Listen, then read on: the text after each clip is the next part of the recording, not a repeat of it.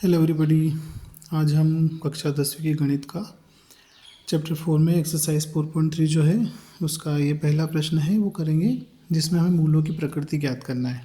ठीक है, तो देखो, मूलों की प्रकृति ज्ञात करने के लिए हमको थोड़ा सा समझना होगा कि मूलों की प्रकृति हम तय कैसे करते हैं। ठीक है, तो देखिए इसमें क्या होता है कि एक द्विघात समीकरण होता है जिसे हम ax² plus b x plus c बराबर 0 से लिखते हैं। ठीक, ये द्विघात समीकरण का व्यापक रूप होता है। तो इसमें क्या होता है कि जो हमारे श्रीधराचार्य जी के द्वारा एक सूत्र दिया गया है। ठीक है, वो सूत्र क्या होता है, इसके द्वारा हम इस द्विघात समीकरण के मूल ज्ञात कर सकते हैं।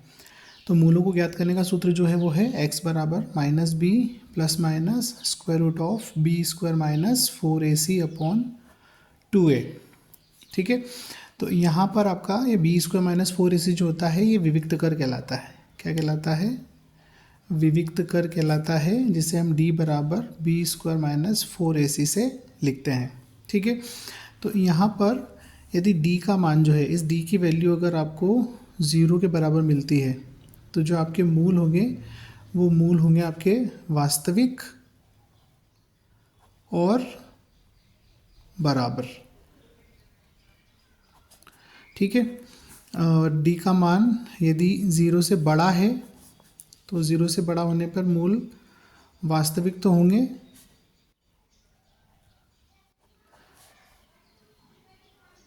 तथा असमान कहलाएंगे। ठीक है, और अगर d की वैल्यू छोटी होती है 0 से, इसका मतलब ये है कि ऋणात्मक अगर d का मान होता है तो मूल जो होंगे आपके अवास्तविक होते हैं। ठीक है, तो ये होती है आपकी मूलों की प्रकृति। ठीक है, तब मूलों की प्रकृति हमने इसके माध्यम से सीखी। अब इसमें इस सवाल में कैसे अप्लाई करेंगे उसे हम देखिए। तो हमारे पास जो समीकरण दिया है वो दिया है 2x² माइनस 3x प्लस 5 बराबर 0। तो यहाँ हम क्या करेंगे, इस समीकरण की ax² plus bx plus c बराबर 0 से तुलना करेंगे। ठीक है, तो जब आप इसकी तुलना करेंगे तो तुलना करने पर क्या मिलेगा आपको? a का मान मिलेगा 2, b का मान मिलेगा -3 और c की जो वैल्यू है वो मिलेगी 5। ठीक है, अब यहाँ पर हम क्या करेंगे, d की वैल्यू निकालेंगे। तो अब जो विविक्त कर है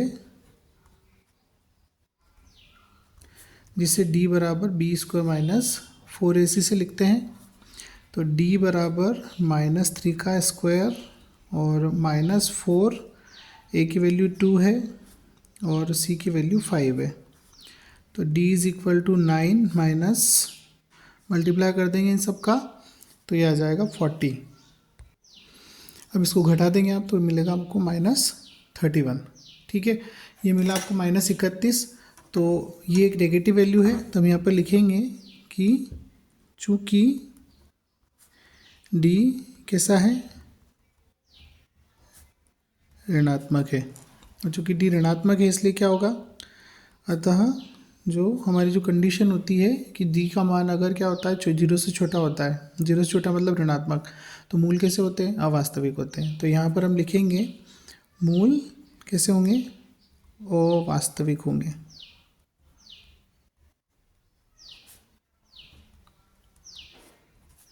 तो आई होप आपको समझ आया होगा। बहुत बहुत धन्यवाद, और वीडियो को लाइक करें, चैनल को सब्सक्राइब करें। Thank you.